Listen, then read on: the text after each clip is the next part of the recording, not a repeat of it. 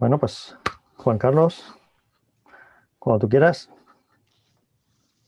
Muy bien, bueno, tenemos 28 conectados ahorita. Vamos a dar inicio. Buenos días a todos y todas. Bienvenidos a esta sección de los foros que tenemos preparados para este año. Vamos a la segunda sección del foro. Esta vez el foro se llama Transformación Social a través del deporte, la experiencia de la Fundación Barça.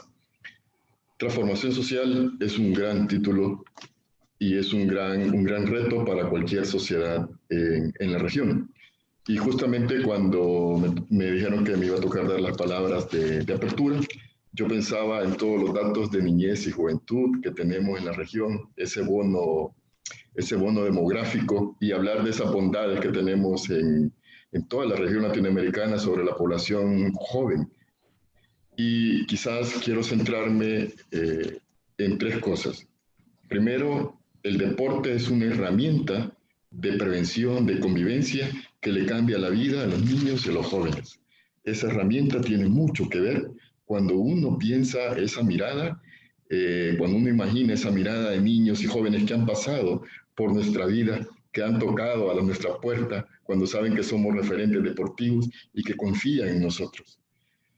Caminar con ellos en uno de los tramos biológicos, psicosociales, socioeconómicos, en esa etapa de su vida, a la que llaman niñez y juventud, donde ser un referente significativo para estos muchachos, que nos encontramos en los espacios deportivos, en las canchas o en los espacios de convivencia.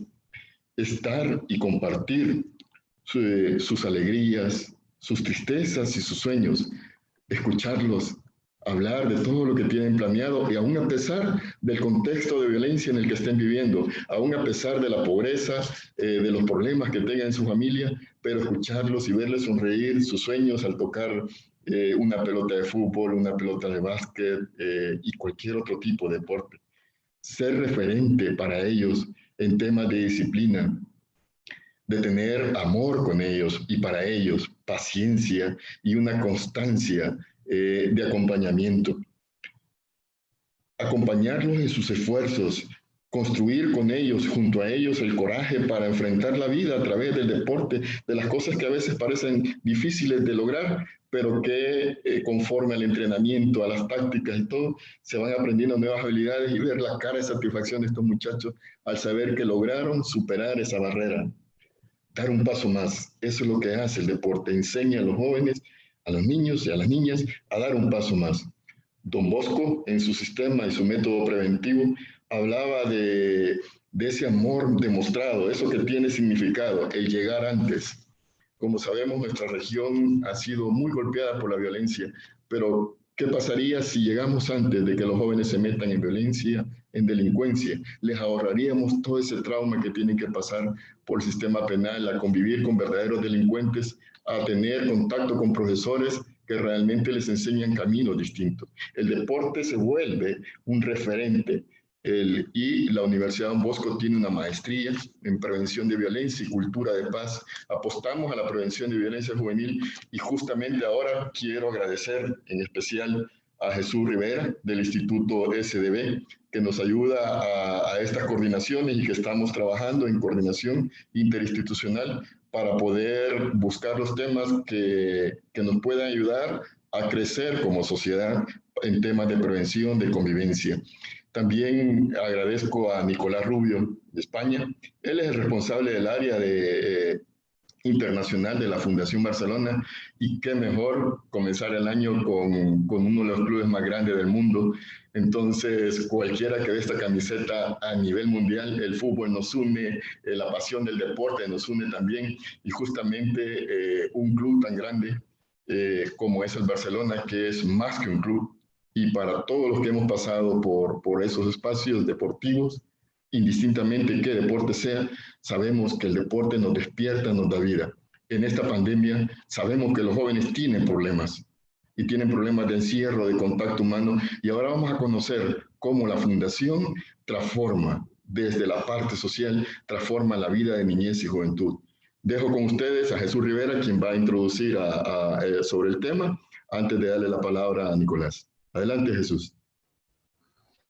Bueno, gracias, Juan Carlos, sobre todo a vosotros, a la UDB, por contar siempre con el Instituto SDB para poner en marcha pues este ciclo de conferencias sobre violencia y prevención, del que hoy empezamos la segunda sesión con la exposición de Nicolás Rubio y la Fundación Barça. Para las personas que no se han conectado a la primera sesión ni al lanzamiento del ciclo, el Instituto SDB pues, es una institución con sede en España, en Barcelona, que promueve el análisis de la violencia social y la violencia juvenil desde un enfoque de seguridad humana, a la vez pues, que promulga la difusión de experiencias exitosas de prevención de violencia y transformación social con el fin de generar conocimiento y herramientas para la prevención. Como parte de esta labor de difusión de experiencias, abordamos hoy una centrada en la transformación social a través del deporte. Decir que, bueno, prácticamente no hay programa o proyecto de prevención de violencia en Centroamérica que no considere hoy en día el deporte de una u otra forma como parte de sus acciones de prevención. Y en este sentido, la pregunta realmente que nos trae aquí es ¿cómo podemos aprovechar todo el potencial que el deporte nos ofrece para generar verdaderos procesos de cambio y de transformación social, de prevención de violencia? Pues bueno, hoy veremos un ejemplo, en este caso de la mano de la Fundación Barça, como nos decía Juan Carlos, y para ello, y sin más dilación, pues tenemos con nosotros a Nicolás Rubio, que actualmente pues, es el responsable de programas internacionales de la Fundación Barça desde el año 2010. Él es politólogo de formación, con especialidad en derechos de la infancia y gestión de ONGs, y actualmente pues, coordina proyectos de deporte para el desarrollo en más de 50 países, ¿no? Y bueno, como él mismo se describe, pues cuando no está dando vueltas por aeropuertos, pues le gusta pasar el tiempo y leer todo lo que pueda sobre el deporte y sociedad, algo que pues, le trae hasta nosotros a través de su experiencia en la Fundación Barça. Nico, muy buenas tardes y muchísimas gracias por aceptar esta invitación a participar de este evento. Bienvenido. Muchas gracias. Gracias Jesús y Juan Carlos por la invitación y por el espacio. Y debería puntualizar que últimamente mucho tiempo en los aeropuertos no paso, cosa que también es de agradecer porque digamos que podemos aprovechar el tiempo en otras cosas. A pesar de que, bueno, para alguien que está bastante acostumbrado pues a visitar los proyectos y a quien le gusta ver cómo los proyectos pues, se desarrollan y entender un poco los entornos en los que se desenvolupan los proyectos, pues se está haciendo bastante duro esta época. Si os parece, empiezo ya como... Perfecto. El público es todo tuyo Perfecto. Y bueno, cuando quieras. Gracias. Pues bueno, creo que al Barça lo conoceréis todos y todas. Con humildad os tengo que decir que es uno de los mejores clubes del mundo y de la historia, a pesar de que por muchas vueltas que damos siempre hay fans del Real Madrid distribuidos en todos los países, pero bueno, digamos que seguro que entre la audiencia hay algunos, pero bueno, se entiende también. No pasamos por los mejores momentos en estos días en el Barça, pero nos recuperaremos. Y el Barça, desde su fundación, que fue en el 1899, y voy a ir un poco atrás porque creo que este marco histórico nos permite entender mejor dónde estamos hoy día. El Barça se fundó en el 1899 por parte de Hans Gamper. Hans Gamper era un suizo, una persona suiza que llegó a Barcelona y que intentó entrar a jugar en clubes deportivos de la ciudad y en todos fue rechazado por ser suizo. Entonces, lo que hizo es que constituyó un club nuevo, el Fútbol Club Barcelona, pero ya con un enfoque desde el primer día, un enfoque muy inclusivo, muy abierto y considerando el club algo más que puramente un club deportivo y considerar el deporte más allá de lo que es la pura actividad física, ¿no? Por tanto, desde el primer día, ahora, yo no sé, ¿vosotros estáis viendo las pantallitas estas? Jesús. Sí, nosotros sí. Estamos... Por tanto, lo quito si no... Vale. Así mejor, ¿no? Sobre todo. Pues como iba diciendo, desde su fundación, el Fútbol Club Barcelona ha sido un club pues, que ha tenido una vocación de inclusión social, ha sido una institución, una organización que siempre ha estado abierta no solo a personas de diferentes procedencias. Por ejemplo, en los años 50 y 60 el Fútbol Club Barcelona se considera que fue un elemento integrador para todas esas generaciones de personas que llegaron de otras regiones de España a Barcelona y a Cataluña. Pues muchas de esas personas, antes de considerarse catalanas o de Barcelona, se consideraban del Barça, ¿no? Y el Barça ha sido ese elemento, ese mecanismo que ha servido para generar procesos de inclusión. Es un club, esto es poco conocido, pero es un club polideportivo. Tiene, creo que son 8 secciones profesionales. Estamos hablando no solo de fútbol, sino de básquet, balonmano, fútbol sala.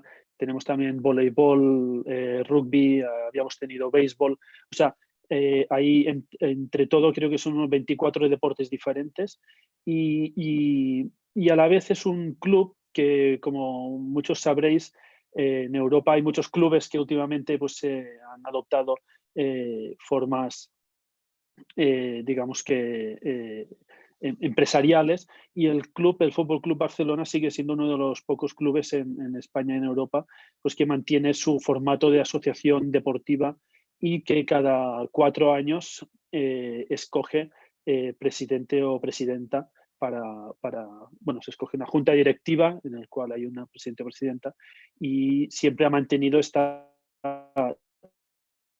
vocación pues, democrática como organización. El club no tiene un propietario, sino lo que tiene son 140.000 propietarios, que son los socios, que son los que cada cierto tiempo pues, escogen un presidente o presidenta. Justamente ahora estamos inmersos en este proceso electoral para elegir una junta directiva nueva.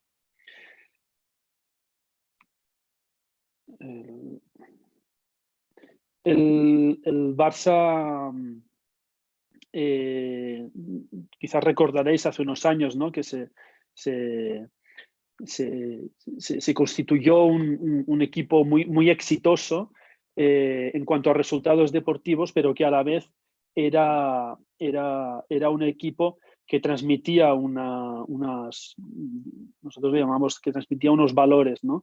Y eso no fue digamos que no fue un efecto de ese equipo en ese momento, sino que eso fue fruto del trabajo de los últimos 30, 40 años a nivel pues, de institución y de masía, ¿no? Entonces, en ese momento, un poco lo que se quiso hacer es entender qué valores son los que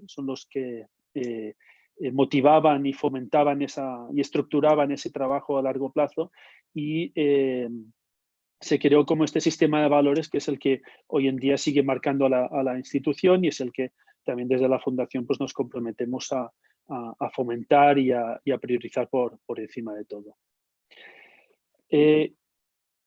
La Fundación nace justamente este año hemos cumplido 25 años. La Fundación nace como esa, digamos que, unidad o esa parte del Fútbol Club Barcelona que se encarga de alguna forma pues, de hacer un retorno a la sociedad de todo lo que nos dan al club, y a la vez el mismo club está comprometido con su fundación, y esto también es un punto que es poco conocido, pero parte de los ingresos que tenemos como fundación para llevar a cabo proyectos sociales a través del deporte vienen del 0,7% de los ingresos del club y del 0,5% de los salarios de los jugadores. O sea, los jugadores, cuando firman contrato, jugadores profesionales, no solo de fútbol, sino también de básquet, de balonmano, de futsal, el femenino,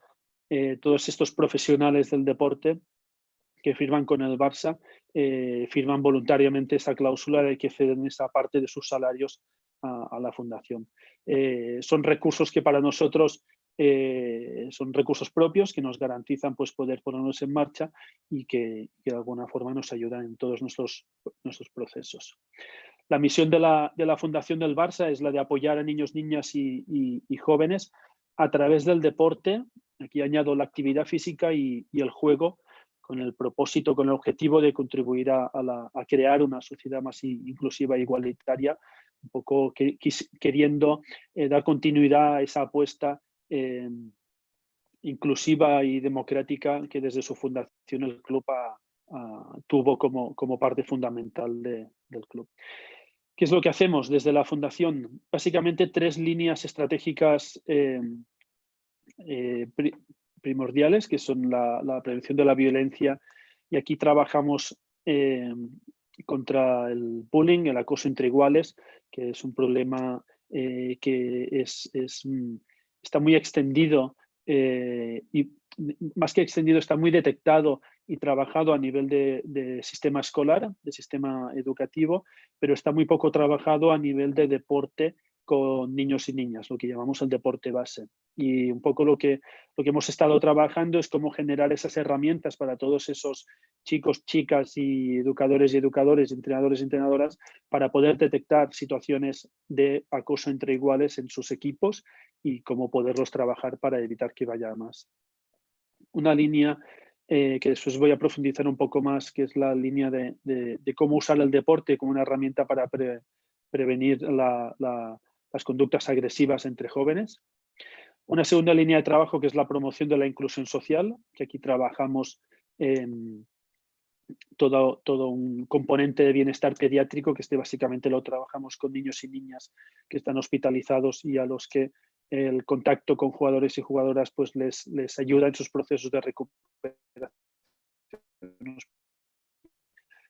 Otra línea de trabajo que hace referencia como al apoyo a personas refugiadas y migrantes, como pues esos niños y niñas que han tenido que dejar sus escuelas, sus casas, sus entornos, sea por la razón que sea, y se han visto forzados a hacer un proceso migratorio, pues cómo pueden recuperar parte de su infancia pues, a través del deporte, el juego y de alguna forma pues también trabajar todo lo que es el trauma por el desplazamiento a través de estos procesos deportivos, ¿no?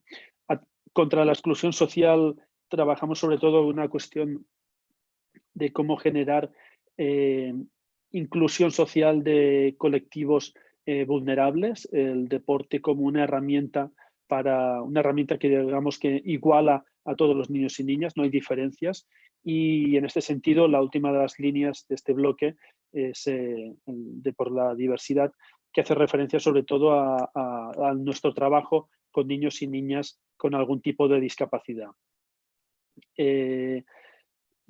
Bueno, seguramente os sonará a todos, pero niños y niñas con discapacidad, ya sea física o intelectual, muchas veces la primera barrera para poder generar procesos de inclusión y para poder trabajar o poder practicar deporte, pues a veces son las mismas familias, ¿no? Entonces nuestro trabajo se focaliza mucho en generar esos espacios adaptados, en generar herramientas para los entrenadores y entrenadoras para que generen espacios adaptados para que todos los niños y niñas tengan o no tengan discapacidad, puedan jugar juntamente con nosotros.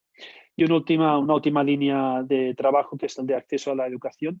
Esta línea de trabajo la trabajamos básicamente en alianza con UNICEF y hace referencia al uso de deporte como una herramienta para acceder a educación y a obtener oportunidades de educación en algunos entornos donde no existen. En todos nuestros programas, como dice aquí abajo, se trabajan los hábitos saludables. Creo que es algo que está bastante implícito sobre todo en nuestros programas, iba a decir en el deporte, pero sobre todo en los programas. Y la igualdad de género creo que es uno de los elementos que más le estamos apostando en los últimos años, sobre todo porque estamos viendo algo que ya sabíamos, pero que cada vez es más relevante, como el fútbol sobre todo es un deporte pues hipermasculinizado, y cómo podemos generar también oportunidades para trabajar la igualdad de género en este ámbito, y creemos que el deporte es una buena herramienta.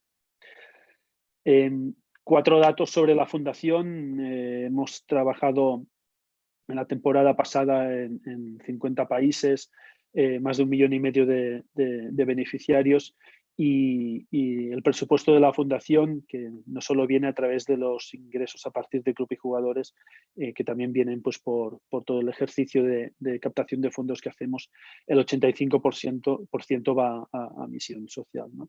Y este dato que no tendría más relevancia si no fuese también por cómo lo usamos, ¿no? Esos 5,4 millones de seguidores en redes sociales.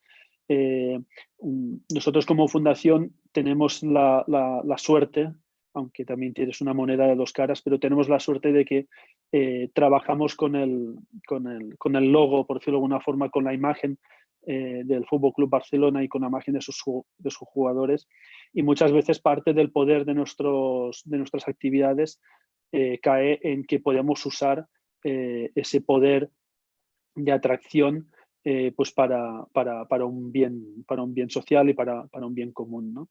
Y eso es bastante relevante en proyectos en países pues donde, como podría ser El Salvador, en países donde el fútbol es un deporte muy seguido, donde existen muchos fans, no solo del club, sino también de la Liga Española, y esto nos ayuda mucho pues digamos que a captar participantes y a tenerlos un poco como motivados a seguir en un proyecto de la Fundación del Barça, sobre todo en comunidades donde muchas veces nos dicen como que nunca nos hubiésemos imaginado que el Barça vendría hasta nosotros, ¿no? Y bueno, por eso nos gusta también usar ese poder para llegar a donde no llegaríamos si no tuviésemos esa imagen. ¿Cómo hacemos todo esto que os he explicado? Pues a través de programas propios. Tenemos diferentes metodologías, voy a profundizar luego en una en concreto.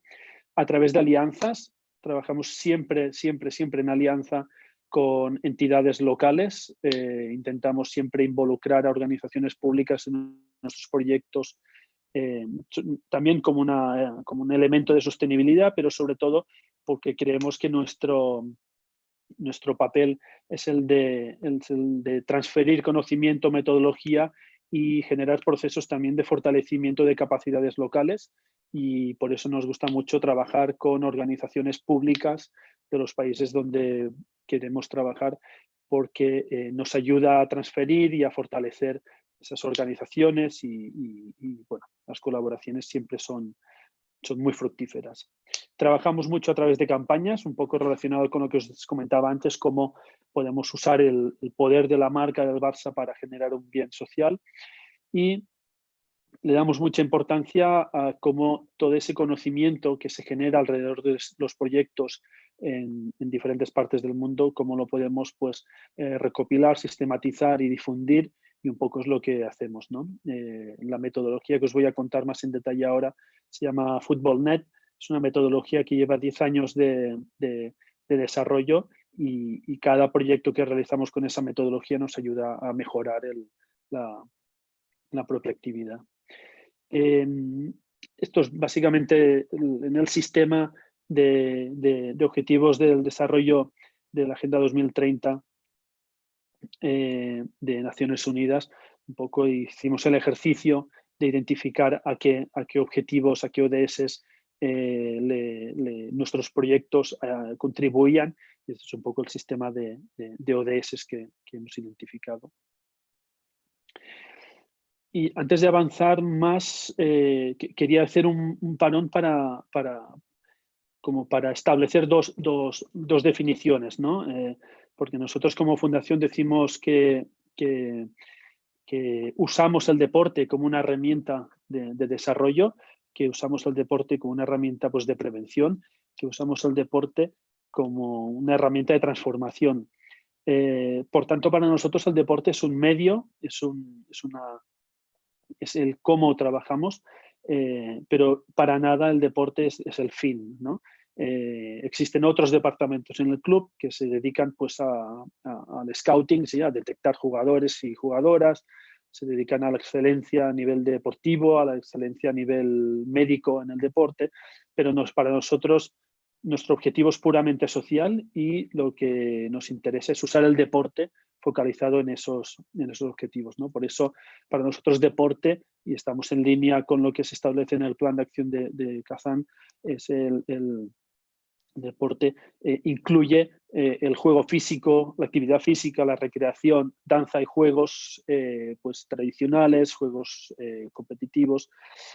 Y este deporte nosotros, como os decía antes, lo focalizamos en promover resultados positivos en el ámbito social dentro y fuera del campo de juego, ¿no? Entonces, por eso también nos alineamos mucho con esta definición de que el deporte para el desarrollo es ese uso intencional del deporte, ¿no? Esa herramienta, la actividad física y el juego, para lograr unos objetivos sociales y de desarrollo específicos.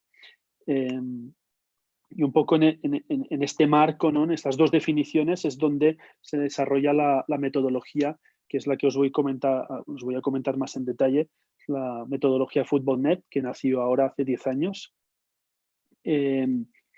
y que tiene estos elementos, como os comentaba, ¿sí? Juego, actividad física y deporte, como elementos de socialización y de generar procesos de inclusión. La metodología, os cuento brevemente su origen. No sé si algunos os acordaréis del Mundial del 94, en que la selección colombiana llega a ese Mundial del 94 de Estados Unidos habiendo ganado un amistoso contra Argentina, que creo que ganaron, fue como por goleada, no sé, 4 o 5 goles. Y la selección colombiana llega a ese mundial pues con las aspiraciones muy elevadas, con muchas ganas de hacerlo bien y con todo, digamos que con toda la presión del país encima, digamos que con la mala suerte de que en la fase de grupos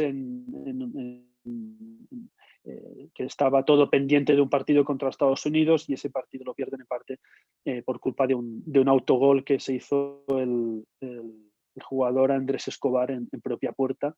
Andrés Escobar, después del Mundial, vuelve a Medellín y unos meses después es asesinado en la ciudad de Medellín. Y en ese momento, bueno, parte de las razones, hay múltiples teorías, pero existe un grupo de gente en Medellín que en ese momento dice, bueno, si el fútbol es tan poderoso para matar a alguien, también tenemos que ser capaces de reorientar ese poder hacia generar un bien social. Y ahí nacen diferentes metodologías que se extendieron por Latinoamérica durante todos esos años, y básicamente en esas metodologías en las que nosotros como fundación nos basamos y trabajamos esta metodología propia, que es la de FootballNet, que se basa en 3 normas básicas, y es que en el juego no hay árbitro, que los equipos siempre son mixtos y que hay que introducir elementos para favorecer la participación, independientemente de género, procedencia, o edad o origen de los niños y niñas participantes. La metodología incluye estos elementos socializadores, ¿no? La creación de esos vínculos relevantes es muy importante para los que hayáis practicado deporte. Sabéis que ese vínculo tan fuerte que se genera entre el entrenador-entrenadora con los niños y niñas, cómo poder dar voz y protagonismo a esos niños y niñas. Muchas veces estamos hablando de participantes que no están acostumbrados a dar su opinión, a intervenir, a hablar, y muchas veces el deporte facilita esos procesos. Diversión para nosotros es un elemento primordial, como la diversión es lo que mantiene digamos que enganchados en las actividades a los niños y las niñas, y facilita mucho los procesos educativos, y sobre todo cómo generar esos aprendizajes significativos no solo en el terreno de juego, sino que sean exportables fuera del terreno de juego. La metodología, y después os voy a exponer la teoría de cambio con la que trabajamos, la metodología FootballNet, que se basa en actividades deportivas, retos cooperativos, es lo que garantiza, o lo que mejor hace es ayudar a desarrollar habilidades. Aquí hay múltiples definiciones, habilidades para la vida, habilidades para el siglo XXI, habilidades, bueno, como muchas definiciones, pero al final lo que se quiere es desarrollar habilidades y que se desarrollen asimismo competencias, ¿no? Y hablamos pues de cómo niños y niñas pueden aprender y trabajar en la autogestión de emociones, las relaciones interpersonales, comunicación, la toma de decisiones, pensamiento crítico, creativo, y desarrollar la responsabilidad y el compromiso, ¿no? En proyectos, como después os contaré, en contextos de violencia, el tema de desarrollar la responsabilidad, el respeto, el compromiso con uno mismo y con los otros son elementos son habilidades que ayudan mucho en procesos de prevención de violencia. Podríamos hablar también de prevención de delincuencia, de crimen y de reincidencia. Como os explicaba, la metodología FootballNet busca la mejora de habilidades. Se espera que tenga unas consecuencias en diferentes ámbitos funcionales de las vidas de niños y niñas, y esta mejora de habilidades también contribuye en dos procesos que son en los que nosotros nos focalizamos básicamente: procesos de inclusión social y procesos de prevención de la violencia. Esto es como nosotros describimos el cambio, como la teoría del cambio que usamos en nuestros proyectos. Yo creo, Jesús, que esta presentación la vais a después a poner a disposición, pero bueno, en cualquier caso la explico brevemente, pero para quien tenga ganas de profundizar un poco más, pues está en la presentación y la podemos profundizar más. Pero básicamente el cambio se basa en lo que os decía antes, ¿no? Una serie de mecanismos que son lo que nuestros proyectos y la metodología que proponemos desarrolla, con una serie de resultados esperados, que es el desarrollo de habilidades, que generan unas consecuencias en estos ámbitos funcionales y en estos ejes de desigualdad, ya sea género, diversidad funcional o origen, y que contribuyen a la mejora de la inclusión social y que contribuyen a la prevención de la violencia, ¿no? Aquí somos bastante cautos en el tema de la atribución y siempre hablamos de contribuciones, ¿no? Es muy importante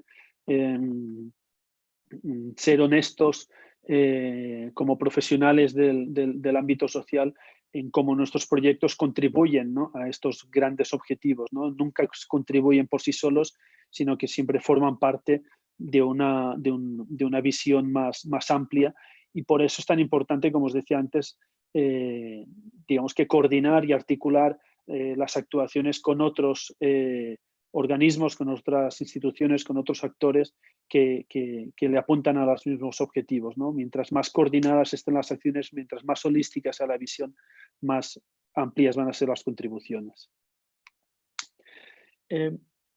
Os quería hacer un breve apunte antes de entrar en nuestra experiencia en El Salvador, un breve apunte sobre cómo esta teoría de cambio se aplica en un proyecto en que hemos estado desarrollando en el Líbano. No sé si conoceréis la Valle de Bekaa. La Valle de Bekaa es una zona fronteriza entre Líbano y Siria. Es una zona que en los últimos años ha recibido mucha población siria desplazada por el conflicto. El Líbano no reconoce el estatus de refugiado de todas estas personas. Estamos hablando que el Líbano tiene 5 millones de habitantes, de los cuales 1,5 son desplazados por la violencia, básicamente personas sirias y una parte de personas palestinas. Pero en la Valle de Bekaa es la zona fronteriza con Siria, es la parte donde más personas desplazadas por la violencia han llegado al Líbano. Y en esa zona nosotros hemos estado desarrollando en los últimos 4 años un proyecto de apoyo a niños y niñas refugiados y refugiadas, y que básicamente lo que ha generado son estos entornos seguros y organizados para estos niños y niñas, para que puedan jugar, digamos que sin miedo, ¿sí? Todos esos procesos migratorios han generado miedo y trauma, ¿no? Entonces, como el juego, la diversión, como os comentaba antes, la importancia de la diversión para generar esos procesos de reducción del miedo. Asimismo, cómo mejoran la autoestima, cómo mejoran ese empoderamiento de los niños y niñas, ¿no? El deporte al final se basa, ¿no?, y nuestra metodología se basa mucho en establecer retos, ¿no? Y el hecho de superar retos, el hecho de cooperar con otros niños y niñas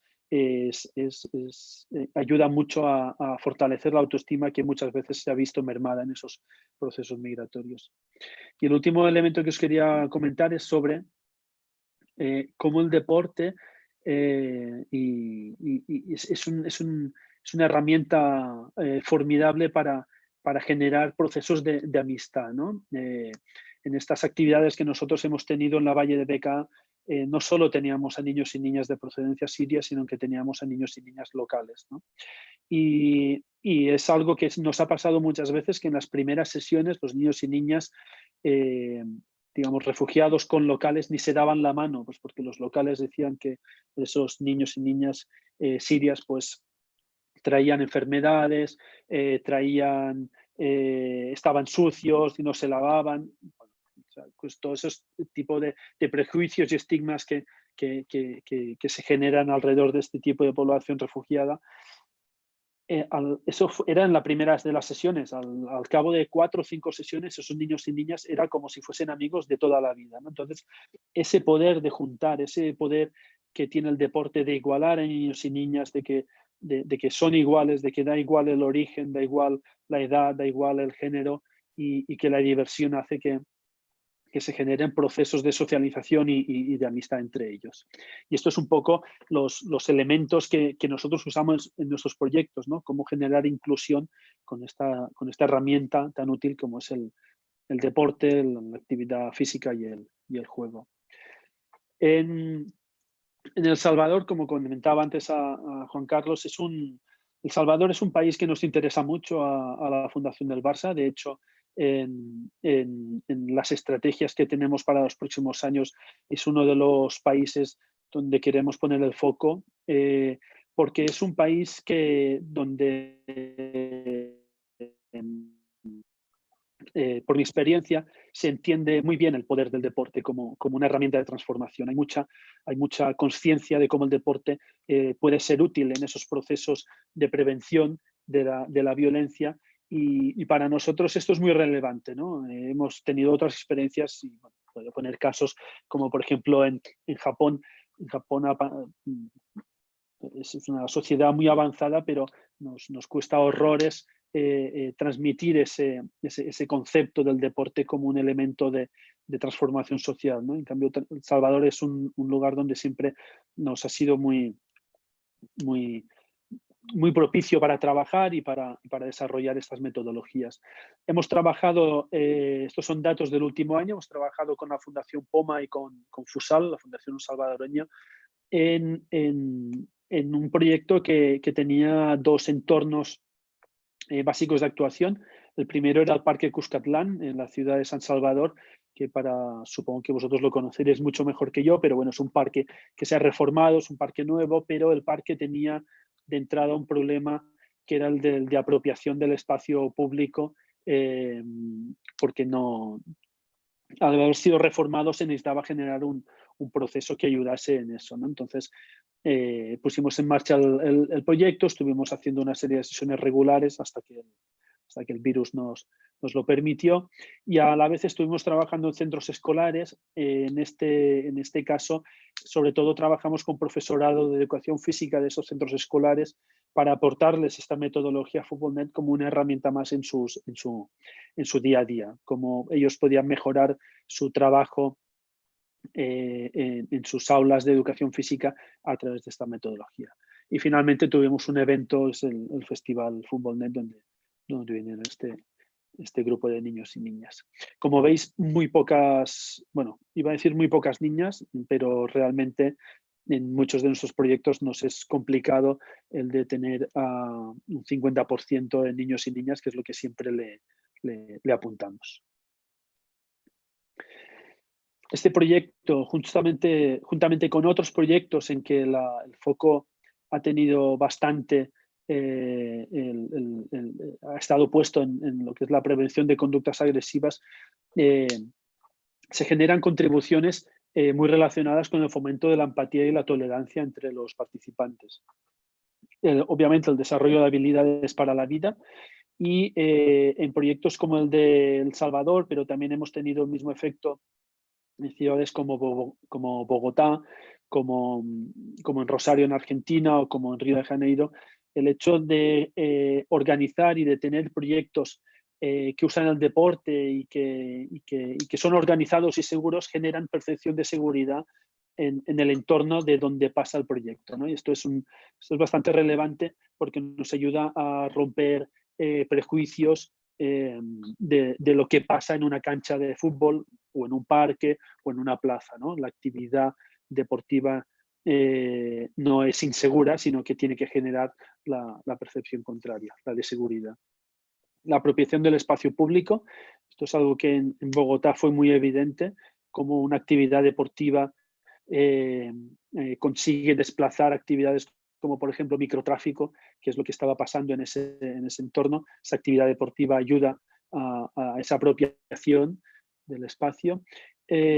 También en Colombia y en Argentina nos ha funcionado muy bien el proyecto para prevenir el reclutamiento ya no de bandas, digamos que de bandas armadas, como lo que podía haber pasado en Colombia en cierto tiempo, sino reclutamiento, por ejemplo, para microtráfico o para simplemente, eso que en algunos entornos se llama, ¿no? Para hacer encargos para algunos grupos, digamos que al margen de la ley. Y un elemento que podría ser colateral, pero que para nosotros también es muy relevante, es el fomento de la economía local. Nosotros, nuestros proyectos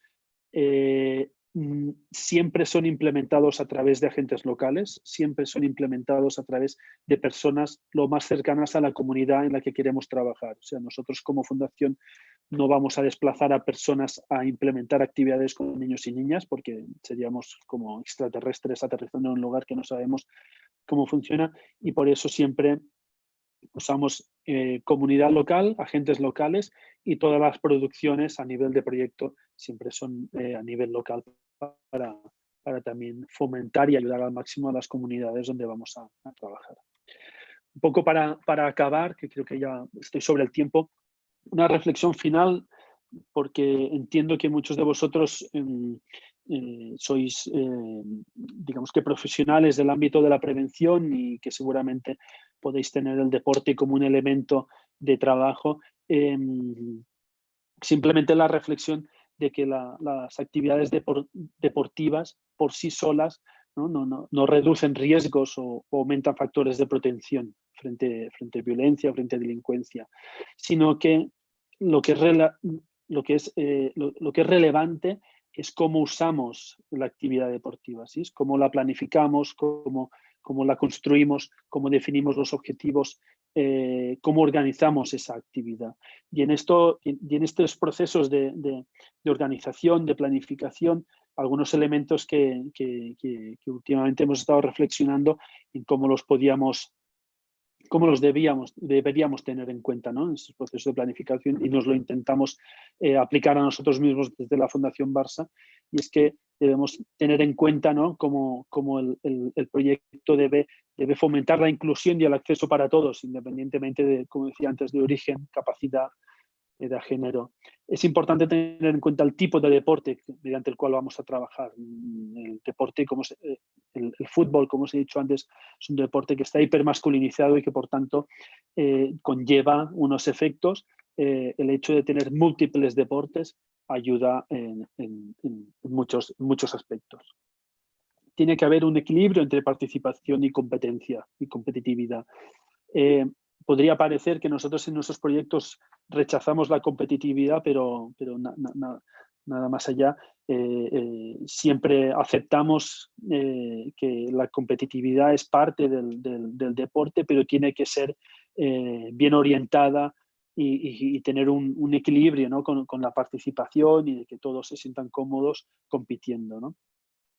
Un enfoque de género transformador, y aquí le añadíamos lo de transformador, porque muchas veces pues en los proyectos, pues mira, 50% niños, 50% niñas, ya está, es digamos que es equitativo, ¿no? Pero muchas veces no basta, ¿no? Tenemos que poder introducir un enfoque de género, ya sea trabajando solo con niños, solo con niñas o con mitad y mitad, pero es importante que ese enfoque esté muy enraizado en el proyecto.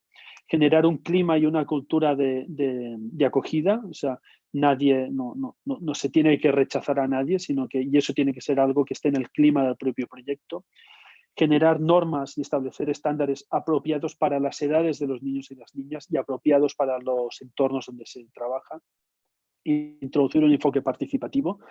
Es muy fácil decirlo, es muy complicado hacerlo, pero siempre es muy relevante y se tiene que hacer el esfuerzo porque los resultados siempre son mucho mejores. El tema de la duración es muy importante planificar sabiendo, teniendo claro qué duración va a tener el proyecto. El proyecto, para nosotros que usan el deporte, tienen que tener un inicio y un fin y tienen que ser muy claro. O sea, es una cuestión también de transparencia, que la duración de los proyectos esté muy bien definido.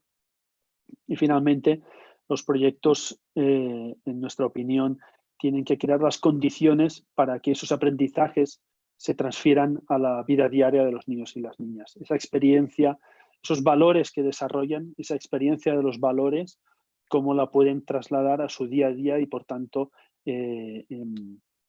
transportar todo eso que pasa en el terreno de juego, transportarla a sus vidas diarias.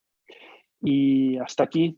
Aquí os dejo mi correo electrónico por si alguien tiene pues dudas, propuestas, ganas de charlar un poco más y hasta aquí. Jesús y Juan muchas Carlos, gracias. os paso la palabra. Perfecto, muchas gracias, Nico. La verdad que, o sea, muy interesante y empiezan a llegar preguntas ahí para ti. Así que, si te parece, vamos leyendo algunas de ellas. Sí. Juan Carlos, no sé si quieres abrir tú, si tienes alguna pregunta de apertura, o si no, damos paso a alguna de las que tenemos ya por acá. Sí, yo diría que leamos las que ya tenemos escritas y si necesita, Nico, más contexto, yo les puedo hablar un poco más del contexto de las preguntas. Por ejemplo, la que está haciendo el colega policía. No sé si la tenés por ahí, Jesús. Sí, bueno, voy a empezar. Dale. Si quieren hacer alguna pregunta, pueden dejarla escrita ahora en el chat. Y otra cosa que vamos a hacer para que sea ahora ya un poco más, por decirlo así, a vista de foro, voy a ver si puedo.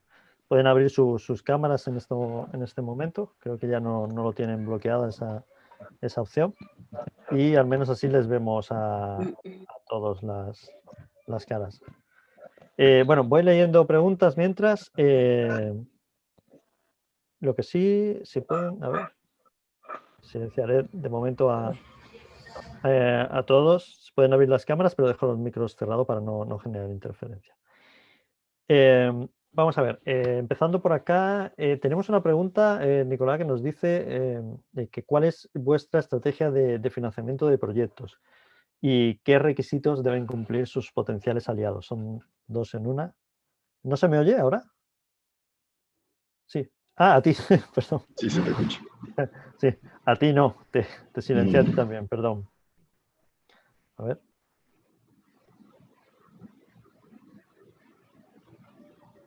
Ahora. Sí, sí, perdón.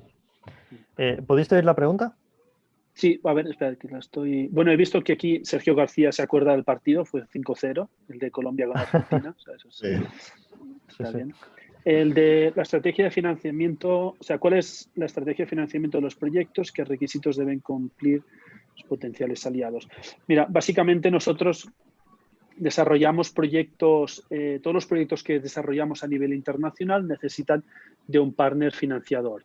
¿Eso qué significa? Que habitualmente trabajamos con alianzas a tres bandas, ¿sí? Nosotros como fundación, o sea, como una ONG, ¿sí? Que implementa y operativiza proyectos, con un partner institucional en el país, ¿sí? Siempre intentamos articularnos con alguna administración pública de referencia, que es la que nos da esa visión general de la intervención. Y habitualmente buscamos un aliado privado que sea el que aporte, el que le interese aliarse con nosotros, también un tema de alianza de imagen, y que financie el proyecto. La verdad, muy pocas veces trabajamos con fondos públicos porque creemos que que deberíamos poder tener la capacidad de encontrar fondos privados para ejecutar o para llevar a cabo esos proyectos que beneficien a esas comunidades.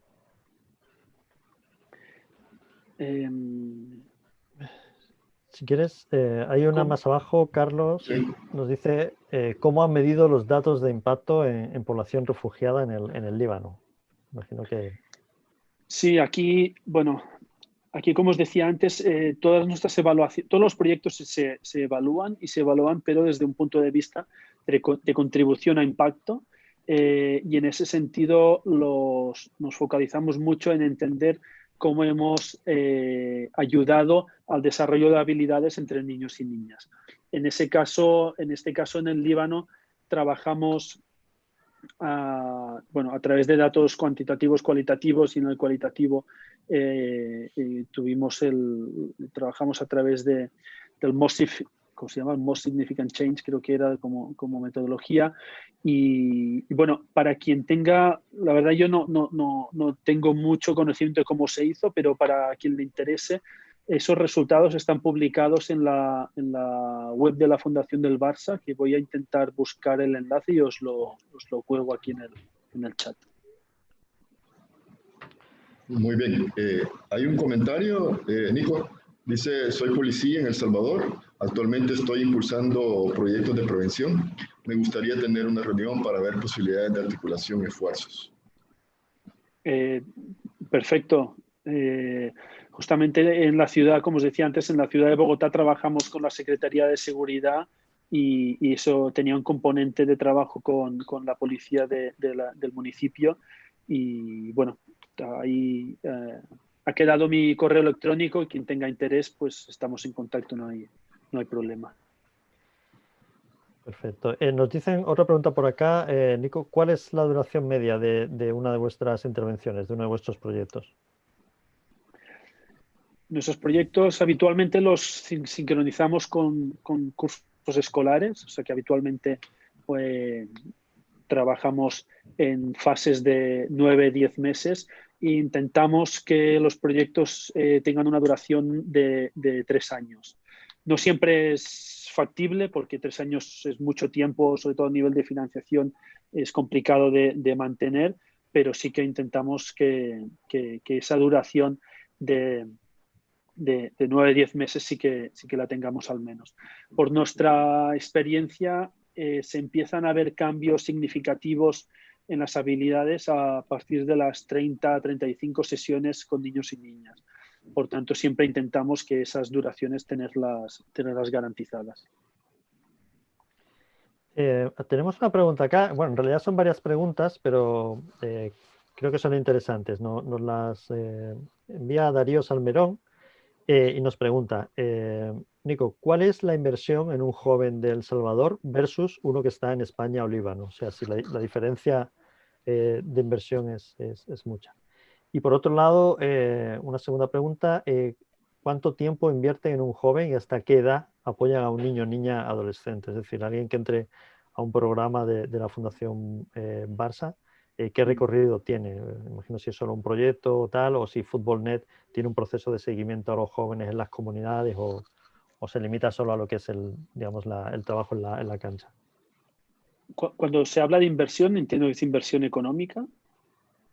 Entendemos que sí, de momento no hay aclaración. Vale. Pero a ver, los proyectos, o sea, a nivel de coste, si la pregunta va en relación al coste por participante, eso simplemente es una cuestión. La variable que interviene aquí son los costes locales. O sea, a nivel, por ejemplo, salarios de los educadores y educadoras, costes del material deportivo, o sea, es puramente esos son los costes. Dependiendo de la estructura de costes locales, ahí varía el coste por participante. Nuestros proyectos, por nuestra experiencia, tienen buenos, o sea, tienen efectos relevantes con niños y niñas de entre 6 y 16 años, es donde más efectos tiene, es donde más podemos obtener buenos resultados. y en nuestros proyectos siempre priorizamos o sea, que los que empiecen acaben. Por tanto, si es un proyecto a 3 años, pues que los que han empezado intentamos que continúen, porque de esta forma el impacto siempre es mayor. Y el tema de procesos de seguimiento, nosotros nos focalizamos mucho en lo que pasa, como he dicho antes, en la cancha, pero sí que generamos mucha articulación con otros actores. Y en el caso de, por ejemplo, en Rosario, en Argentina, hay mucho contacto con las secretarías de seguridad, secretarías de educación. Trabajamos muy estrechamente con las escuelas de donde provienen esos niños y niñas. Por tanto, le damos mucha importancia a esa visión más global y ese seguimiento, pero sobre todo focalizado en la articulación entre diferentes agentes. Perfecto. Bueno, un comentario aquí, Jesús. Fundación Soñado, me gustaría saber cómo podemos formar alianzas y poder trabajar con los niños, que ya diste una respuesta, pero Rafael González de Fundación Moody, trabajamos con jóvenes en conflicto con la ley en Santa Ana, El Salvador. Está hablando de los jóvenes que ya han pasado por un proceso en el sistema penal o el sistema de justicia. Sí, luego Vania Cárcamo nos hace una, o sea, interesante, ¿no? Sobre todo ahora que estamos en mitad de la pandemia. Y ella, bueno, nos dice, con la pandemia muchos niños y niñas jóvenes han tenido que estar encerrados en casa. Y bueno, algunos obviamente en el país sufren obesidad, sobrepeso. ¿Cómo hace o cómo ha hecho la Fundación para trabajar durante la pandemia? O sea, ¿cómo hace para que los jóvenes y niñas puedan asimilar también el deporte, no solo salud, sino también un tema de espíritu, ¿no? No solo de cuerpo, sino de espíritu? Sí, mira, es buena pregunta, porque nosotros, la verdad que cuando apareció la pandemia, o sea, los meses de marzo y abril, tengo que reconocer que nos quedamos en shock desde la Fundación del Barça. Estuvimos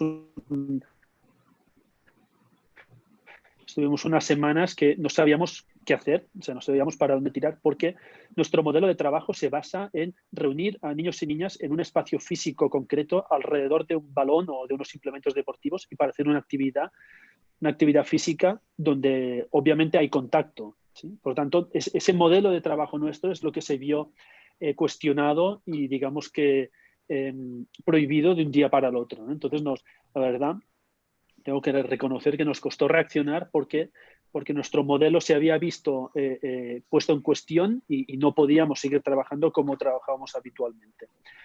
¿Qué hicimos? Obviamente, como la mayoría de organizaciones, pues abrimos todo un elemento de virtualidad, trabajar a través de videollamadas y demás, pero tengo que reconocer que ha funcionado bien, pero no es como nosotros nos sentimos más cómodos trabajando. Claro. Revisamos todos nuestros manuales de actividades. Tenemos un banco de actividades, alrededor de 250 actividades que hemos ido trabajando en los últimos años, actividades deportivas y actividades cooperativas. Todas las 250 requerían contacto físico. Por tanto, no las podíamos implementar. Lo que hemos hecho es generar un manual de actividades alternativo. Creo que ahora llevamos por las casi 60 actividades que no requieren contacto físico. Son actividades que se pueden hacer sin contacto físico entre niños y niñas. Y hemos estado, digamos, experimentando con nuevas herramientas. Por ejemplo, hemos estado trabajando implementando unos cursos de programación digital para niños y niñas a través de plataformas como Scratch. O sea, eran herramientas alternativas para continuar los procesos de desarrollo de habilidades, ¿no? Habiendo dicho esto, hace 2 semanas estuve en Medellín. En Medellín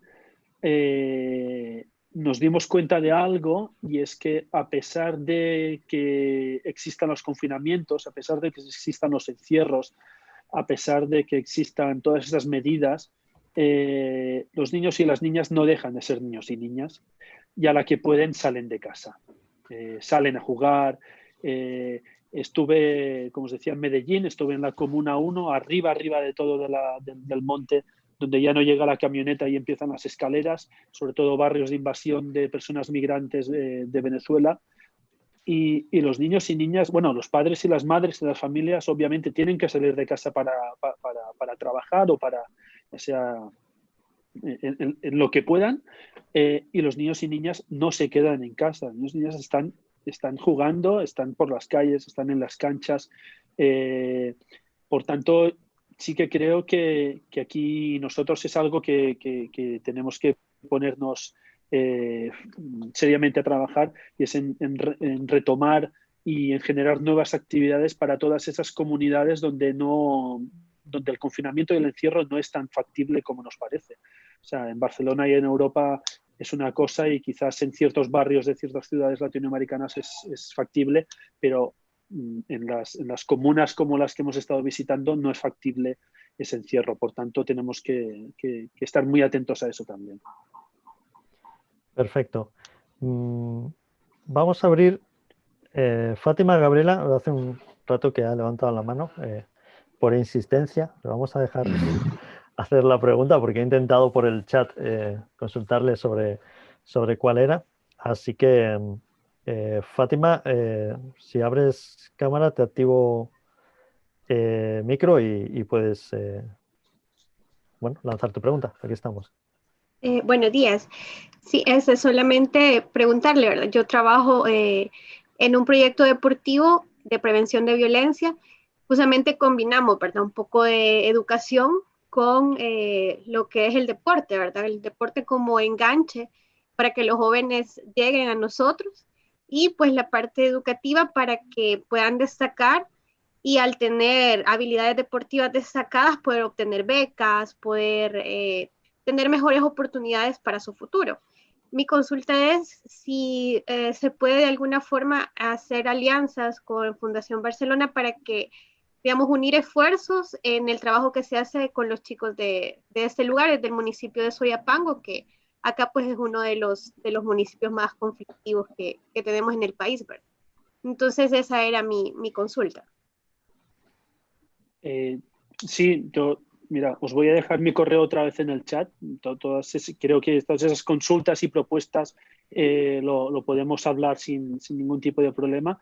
Pero fíjate en un elemento que creo que es bastante relevante, que lo vuelvo a poner sobre la mesa, y es el tema de cómo para la Fundación Barça todo lo que sea desarrollo técnico deportivo y excelencia deportiva no tiene nada que ver con lo que hacemos, ¿sí? O sea, nosotros usamos el deporte como herramienta de intervención social, pero no como una herramienta, o sea, no estamos interesados en generar buenos jugadores y jugadoras, sino que estamos interesados en promover el desarrollo digamos que de buenas personas, ¿no? Entonces, en ese sentido, creo que es relevante ponerlo sobre la mesa, sobre todo para no generar falsas expectativas, ¿no? O sea, nosotros como Fundación Barça no vamos a hacer scouting, no vamos a seleccionar a los jugadores o jugadoras, sino lo que hacemos es usamos el deporte con objetivos sociales.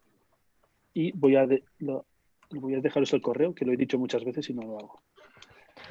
De todos modos, Nicolás, aprovecho para comentarles que, bueno, tanto el correo electrónico de Nico como el de Juan Carlos y el mío como organizadores del evento estarán disponibles junto con la presentación de Nicolás, que amablemente nos la ha compartido para que la podamos subir al sitio web del ciclo. Para aquellos que no estuvieron en la sesión anterior o en el lanzamiento, dentro de nuestra página web, que les compartiré en un correo cuando acabe la sesión, hay un espacio donde se sube cada una de las sesiones del ciclo de conferencias sobre violencia y prevención organizado junto con la UDB, donde además de los datos del ponente y sus datos de contacto están las presentaciones y la grabación de la sesión por si quieren volver a verla. ¿De acuerdo? Así que no se preocupen, que lo van a tener todo allá disponibles. Antes de cerrar, se me gustaría, no es obligatorio, pero a modo de foto final, si quieren abrir las cámaras, ahí queda grabado para quien quiera tener la foto con nuestro ponente y nuestros invitados, y así nos vemos como que estuvimos aquí más gente y no unos chatbots de estos ahí que solo ponen el nombre y nada más, y vean que es real toda esta gente que está aquí detrás de nosotros. Así que bueno, un saludo a todos, y Juan Carlos, te dejo la palabra a modo de cierre, de despedida. Y bueno, Nicolás, muchísimas gracias, que no con esto de dar estas últimas instrucciones no te he agradecido la sesión, que repito, ha sido realmente interesante y me ha agradado mucho además conocer un poco más en profundidad el trabajo que hacéis ahí en El Salvador, y seguro que seguiremos en contacto. Muchísimas gracias. Gracias a vosotros por el espacio y muy agradecido y la verdad muy satisfecho también por las preguntas. Creo que eran todas muy relevantes y la verdad que da gusto compartir con personas como los que están hoy conectadas. Gracias a todos. Muchas gracias. Juan Carlos. Bueno, agradecerte, Nicolás, qué bueno y qué alegría, comparto el sentimiento de Jesús, qué bueno conocer más a fondo la Fundación del Barça y toda esa proyección social que tienen. Realmente es increíble y qué bueno conocer que no solo están los atletas de alto rendimiento, sino más bien esa campaña solidaria. Decirles, muchos he estado viendo que quieren más capacitaciones y más contactos como esto. Bueno, ofrezco la Cátedra de Cultura de Paz de la Maestría en Prevención de Violencia. Nicolás, compartimos esos enfoques, los valores, tenemos la teoría de cambio como uno de nuestros ejes de formación, los enfoques situacionales que tienen que ver con el tema de lugares y espacios sanos donde los jóvenes y las niñas jueguen sin miedo. Ese es el tema de seguridad que trabajamos nosotros. Y pues la educación para la paz, que es un elemento particular de esta maestría.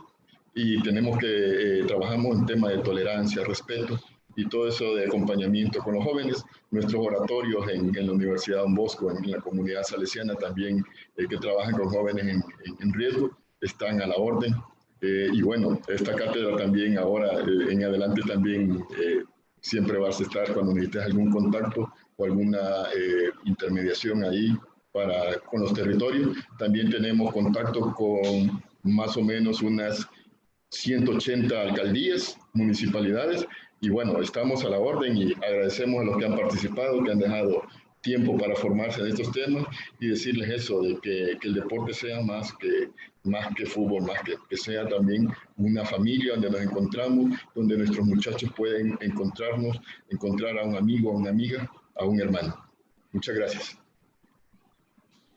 Gracias. Muchas gracias, Juan Carlos. Pues damos por cerrada la sesión. Gracias a todos y hasta la próxima. Espero que nos sigamos viendo. Un fuerte abrazo. Chao, gracias. Gracias.